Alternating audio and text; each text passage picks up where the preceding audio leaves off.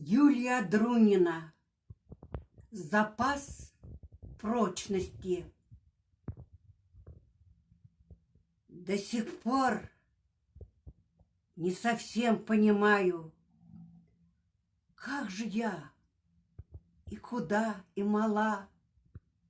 Сквозь пожары к победному маю в киржачах стопудовых дошла. И откуда взялось столько силы? Даже в самых слабейших из нас.